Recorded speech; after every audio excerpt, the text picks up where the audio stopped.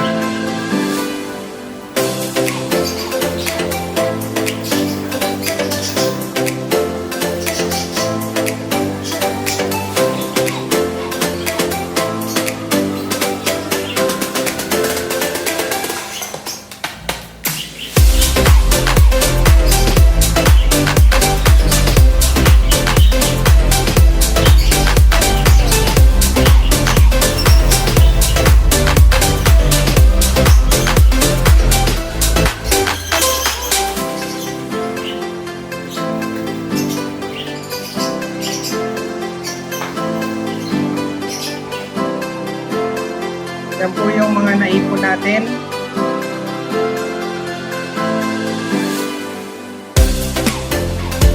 Pag natin para malaman kung ilang porsyento ang retrieval.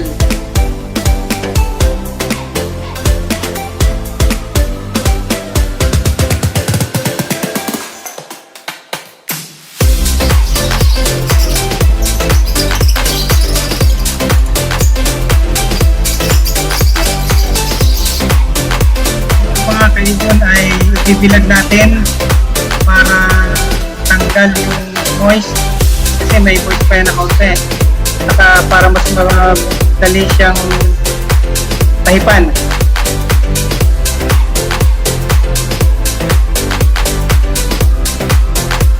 One hour later.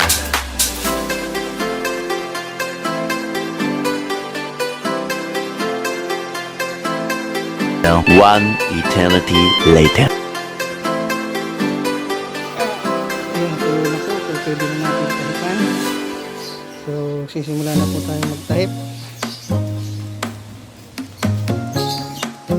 Bago po tayo magsimula, kailangan po natin ng PPE o Personal Protective equipment.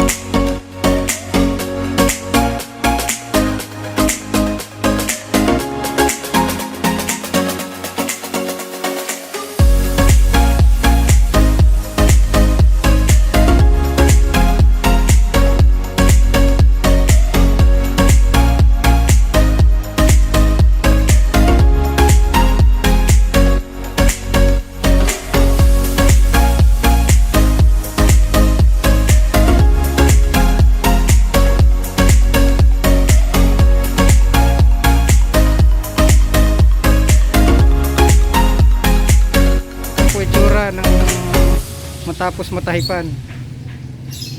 Ayan o, litaw na litaw ng mga tirang buong seeds.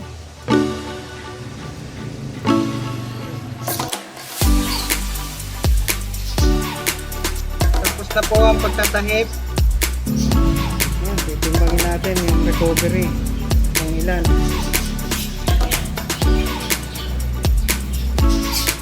Alamin natin kung ilang ibon ang mapapakain natin nung galing doon sa na-recover natin sa leftover. Ang pakain ko ay isang scoop para sa 2 ibon.